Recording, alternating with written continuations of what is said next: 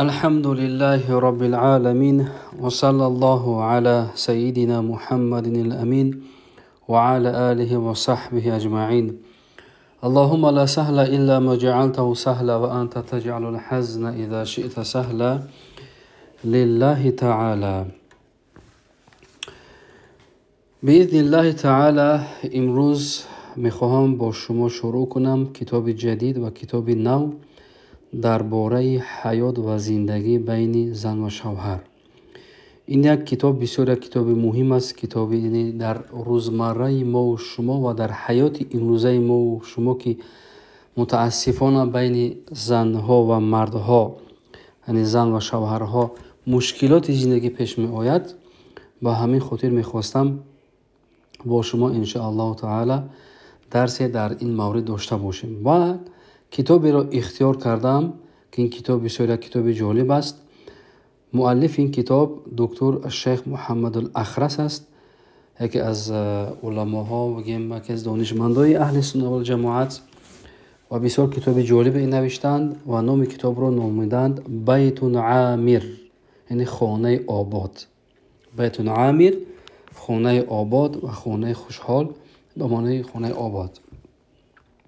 و این کتاب چند موضوع عبارت است که تقسیمات دارد. با ان شاء الله در وقتی که درس شروع کردیم هر یک درس با همون تقسیماتی که این مؤلف کردن با ان شاء الله جداگانه هر یک درس را برای شما ان شاء الله شرح میدیم. قبل از اینکه شروع کنیم از خداوند متعال طلب داریم تا اینکه نیت ما را اولا خالص برای رضایت خودش بگرداند و دوما این عمل خیر را و این عمل ناچیز را به درگاهش ان شاء الله قبول بگرداند و برای هر یک ما و شما در خانواده ما و شما بر این درس را ان شاء الله به نفع ما و شما بگرداند. طيب، درس اول و عنوان اول شروع میشد لک و علیک حقوق، یعنی بر تو، یعنی بر فایده تو و بر ضرر تو یعنی حق‌های هست. یعنی مراد از عنوان این درس که یعنی هر یک زن و شوهر در خانواده خود برای همدیگر حق زنی یا که حق بگیم شوهری دارند. الان شروع میکنیم میبینیم که مؤلف برای ما چی میفرماید در این مورد. روى البخاري في صحيحه عن عبد الله ابن عمر. امام بخاری در صحیح از عبدالله ابن عمر روایت میکند گفت قال رسول الله صلی الله علیه و سلم، رسول اکرم صلی الله علیه و سلم فرمودند یا عبدالله لم اخبر انک تصوم النهار و تقوم اللیل. گفتن یا عبدالله آیا من خبر ندیدم تو را تا اینکه روزه بگیری، روزها را و شبها را زنده داری کنی، یکی شبها را طاعت عبادت کنی؟ قلت عبدالله گفتند بله یا رسول الله، بله یا رسول خدا، برای من خبر بده. قال پیغمبر خدا گفتند فلا تفعل، پس تو این انجام نده، یعنی همه وقت روزه نگیر. صم و افطر و قم و نم، گفتند یک روز روزه بگیر و یک روز افطار بکن، یعنی روزه نگیر.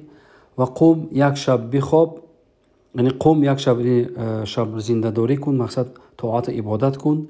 و نم، یا یک شب دیگر رو استراحت کن، بخواب. فإن لجسدك عليك حقا، چونکه جسد تو بر تو حق دارد. و ان لعینیک علیک حقا، و همچنین چشمهای تو بر بالای تو حق دارند.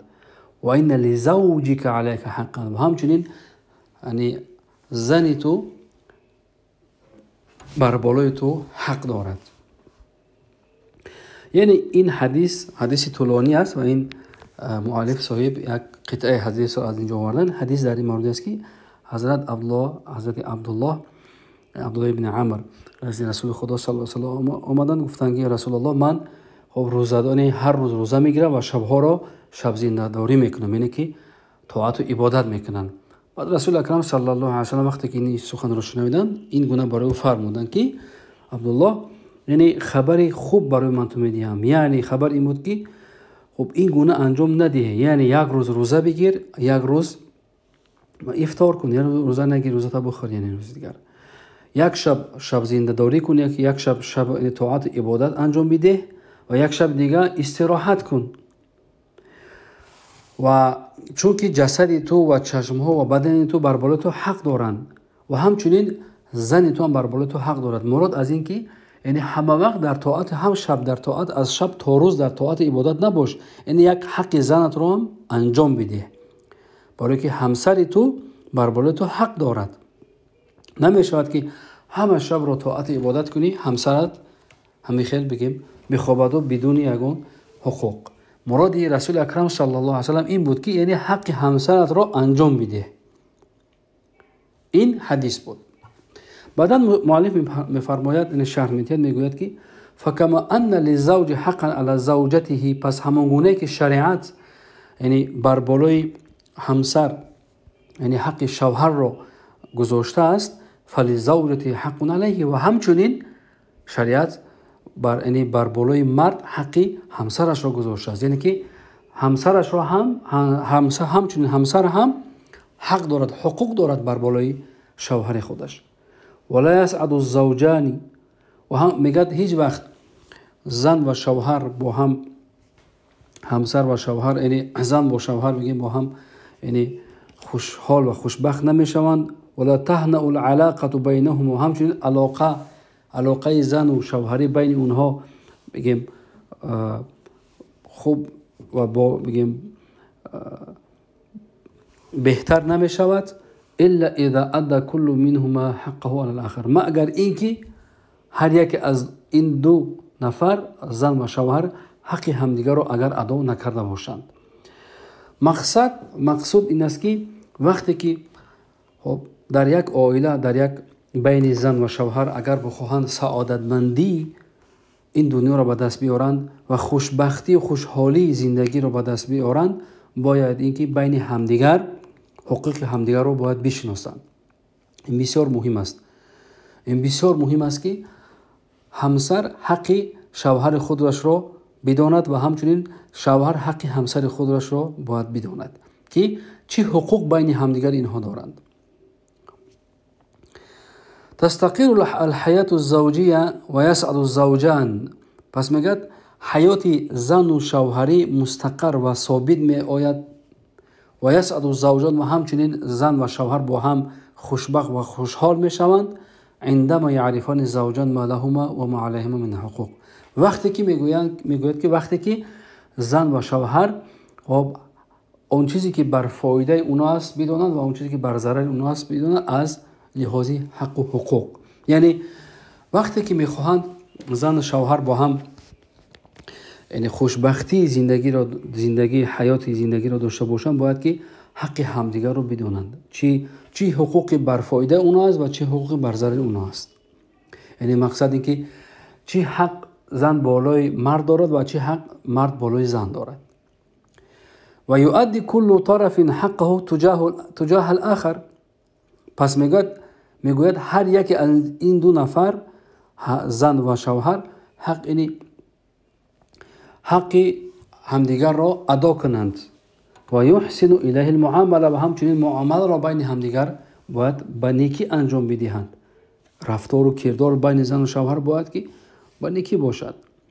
و هناک حقوق و آداب، پس میگوید شریعت برای ما یعنی حق‌های هست و آدابی است و اخلاقی هست که حضت الشریعت الاسلامی از زوجته، که خصوصا شریعت اسلامی یعنی بگیم تشویق کرده است، هم خصوصا تشویق کرده است یعنی زن را ان تراعیها فی جانب زوجها، تا که این زن مراعات کند، رعایت کند این حقوق و این آداب و این اخلاق شرعی را در مقابل در برابر حقی شوهرش فی جانب زوجها.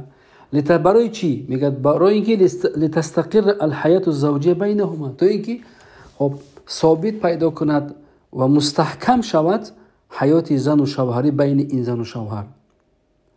وقتی که زن بخواهد که بین یعنی در زندگیش یعنی خوشحال و خوشبخت باشد و سعادتمندی یک حیات زندگی را به دست بیارد، باید که حقوق و آداب و اخلاق شرعی را باید که رعایت کند در مقابل حق شوهرش.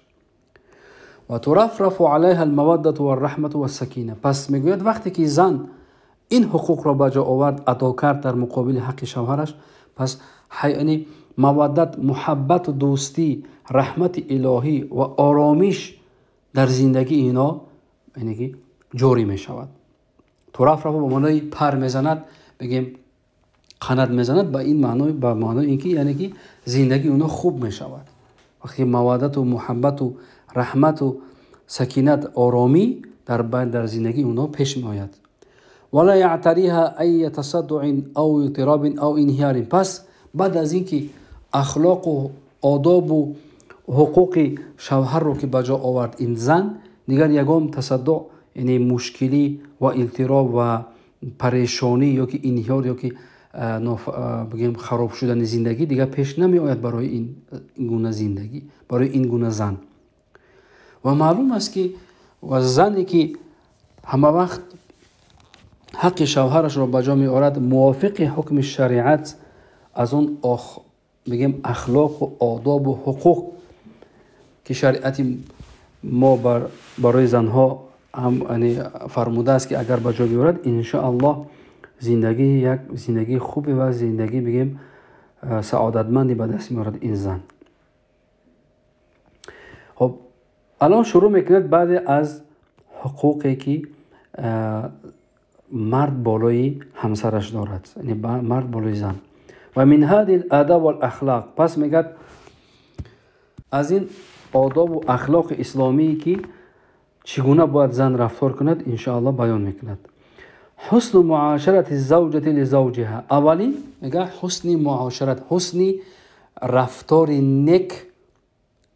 نیک زن برای شوهرش. اولین چیزی که یعنی آداب و اخلاق و حق مرد بالای این زن موافق شریعت، اولین همین حسن معاشرت است، یعنی رفتار نیک. در رفتار نیک معلوم است که اخلاق نیک، رفتار نیک یعنی سخن نیک، معامله خوب، همه اینا داخل میشه در معاشره، یعنی حسن معاشره. و تأدیت حقوقی، و همچنین ادا کردن حقی همون شوهرش. و حسن معاملتها له، و همچنین حسن معامله، رفتار حسن معامله با شوهرش. و طاعته فيما يرضى الله تعالی و رسوله. و همچنین از اخلاق اسلامی این است که زن باید که اطاعت کنه شوهرش را در آن چیزی که رضایت خدا و رسولش باشد. یعنی به این معنایی که در اونجا معصیت خدا نباشد، یعنی گناه نباشد. در اینجا برای همین وقتی که معصیت رسول و معصیت خداوند و معصیت رسولش که نباشد، خب اطاعت زن برای شوهر خب اینجا شرط است، مهم است. یقول النبی الاعظم صلی الله علیه و سلم، رسول اکرم صلی الله علیه و سلم میفرمایند اعظم الناس حقا علی المرأة زوجها. بزرگترین مردم از روی حق نزد زن این شوهرش است. یعنی بالای زن بالاترین حق را شوهر دارد. بالای هر یک زنی شوهردار بالاترین حق را این شوهر دارد. و یقول ایضا علیه الصلاة والسلام، همچنین رسول اکرم صلی الله علیه و سلم فرمودند ایما امرأة ماتت و زوجها عنها راض دخلت الجنه. رواه الترمذی و حسنه. هر زنی که میگوید از این دنیا فوت میکند، میمیرد، میرود و در حالی که این زن را شوهرش از اون راضی است، دخلت الجنه، این گونه زن داخل جنت می شود. اینو بینید، این چی گونه بشارت است که رسول اکرم صلی الله علیه و سلم برای زنها دادند. هر زنی که از دنیا می گذرد و شوهر این زن از این زن راضی است، این زن ان شاء الله داخل جنت می شود. این وعده رسول اکرم است صلی الله علیه و سلم. این چقدر بگیم یعنی خبر خوش و چقدر بگیم آسان داخل شدن جنت برای زنها است که زنی که از اون زن شوهر راضی باشد، خب این زن داخل جنت می رود. این حدیث رو روایت کرده از ترمذی و این حدیث رو حدیثی خوب شمارده است. این یک نعمت بزرگ است برای زنها. این یک نعمت بزرگ است که رسول اکرم وعده دادند که زنی که از دنیا فوت کرد و مرد و شوهرش از اون راضی باشد، معلوم است که باید که راضیگی شوهر رو به دست بیارد. این زن راضیگی شوهر رو به دست بیارد قبل از فوت کردنش، یعنی در حیات زندگیش کاری کند که شوهر از اون راضی باشد. ان شاء الله این گونه زن داخل جنت می رود. فالزوجة العاقلة الرصینه، پس زنی با عقل، یعنی زنی بگیم هوشیار و با عقل، و زنی قوی، زنی هی التي، زنی است که تلتزم بحق زوجها، که همه وقت حقی یعنی شوهرش رو بجا میارد، همه وقت حقی او رو اولا میارد بجا میارد. یقول الله تبارک و تعالی، خداوند در قرآن عظیم و شأن میفرماید در سوره النساء: الرجال قوامون على النساء بما فضل الله عليهم، عفوا، الرجال قوامون على النساء بما فضل الله بعضهم على بعض وبما انفقوا من اموالهم. یعنی ترجمه خلاص این آیت این است که الرجال قوامون، یعنی مردها بر بالای زنها قوی تر هستند به آن چیزی که خداوند فضل بخشیده است برای مردها، که بعضشون بر بالای بعضیشون میگیم حقوق دارند. و بما انفقوا من اموالهم، و اون فضلی که خداوند بر بالای مردها گذاشته است بر زنها این است که مردها یعنی نفقه بگیم زنها را ادا میکنند. این خلاصی ترجمه این آیت است. بعدا مؤلف رحمه الله شرح میدهد، بعد از این آیت میفرماید: الله جعل الرجال قوامین علی النساء و جعل الطلاق بید الرجال لماذا؟ میگوید ببینید که خداوند مردها را بر بالای زنها قوی گرداند، یعنی مرد قوی تر است از نسبت به زن، مرد قوی تر است. و بعد از این میگوید که خداوند طلاق را بر دست مرد داد. برای چی؟ لماذا؟ برای چی طلاق بر دست مرد است نه بر دست زن؟ یعنی حق طلاق از مرد هاست نه از زن ها. یعنی مثلا مرد طلاق میدهد نه زن. برای چی؟ برای چی شریعت این گونه گردانید؟ این حق را بر مرد داد، چون که میفرماید لأن الرجال حظهم من العقل الذي وهب الله عباده اکبر مما قسمه للنساء من العقل.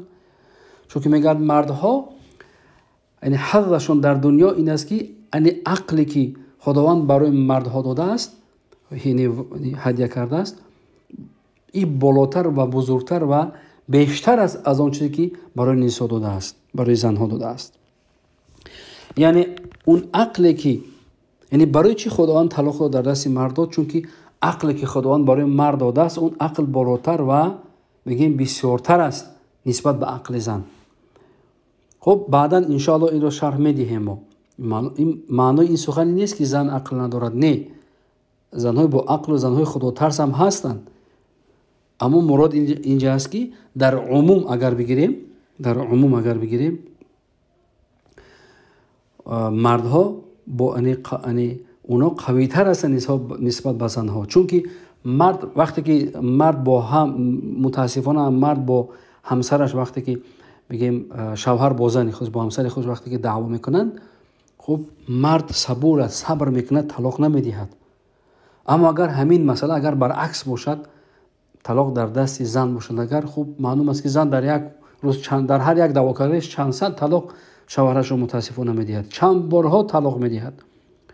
اما شریعت این چیز را بر دست زنها نداده است، چون که زن وقتی که دعوا میکند، یکی از خصلتی زن همین است که وقتی که دعوا میکند اون در همون وقت در حال همون دعوایش در فکر همون حاضرش است، یعنی در فکر آینده نیست. زن وقتی که با غضبناک میشه و دعوا میکنه در فکر آینده زندگیش نیست. اکثر زنها همین است خصلتشون. برای همین خداوند امر طلاق را، حق طلاق را بر دست مرد داده است نه بر دست زن. كذلك من حيث قوة الجسد، و همچنین از حیثیتی بگیم یعنی قوه جسمانی معلوم است که مرد قوی تر است از زن. زن ضعیف است خب زن میدونیم ما و شما که زنها چی بدون ضعیف هستند. خب اگر کمی بعضی مردهای بگیم ظالمی که ظلم میکنن زنها رو میزنن، خب سختتر اگر بزنن همون یگان بدن عضوی همون زن میشکند، یعنی معیوب میشود، برای که زن جسدش نازک است اما مرد قوی است جسدش. القوة التي خلقها الله في الرجال أكبر من القوة الجسمانية التي خلقها للنساء. پس میگد قوتی که اون قوتی رو که خداوند خلق کرده است در مردها، این قوت بزرگتر و بیشتر و قوی، بیشتر و بالاتر است از قوت جسمانی که خلق کرده است در زنها. خب معلوم است که قوتی که مرد دارد خوب زن ندارد. کیف ینکر انسان هذا. پس میگه بعد از این چیزها که شرح دادیم ما گفتیم چگونه انسان این چیز را انکار میکند، قبول نمیکند، چگونه؟ و هذا امر مشاهد محسوس. پس این امری است که مشاهد است، یعنی ما مشاهده کردیم، ما میبینیم، این در تجربه زندگی ما و شما این چیز هست، این محسوس است، این هر یک ما و شما این چیز احساس میکنیم، میبینیم و تجربه کردیم که مردها قوی تر هستند از زنها در هر لحاظی که باشد، از لحاظ عقلی و از لحاظ جسمانی. فالرجال من حیث الاجمال. پس میگه مردها از لحاظ میگویم که اجمالا، یعنی در حیث یعنی عموما اقوى من المرأة عقلا، قوی تر از زن از لحاظ عقل. مردها عموما قوی تر هستند نسبت به زنها از لحاظ عقل. عقل مردها قوی تر است. و من حیث قوت الجسد. و همچنین از حیثیت قوه جسد، یعنی اگر از لحاظ قوه جسد هم بگیریم، مردها هم جسدشون قوی تر است نسبت به زنها. ساسة الدنيا الذين يحكمون الدنيا ويديرون شؤون الناس هم الرجال. پس میگه اساسی، یعنی بگیم اساسی زندگی دنیوی و اعمال دنیوی که حکم میکند دنیا را و اداره میکند شؤون اعمال میگیم مردم را، هم الرجال، این مردها هستند. مراد این که اگر ما و شما اگر نظر کنیم ببینیم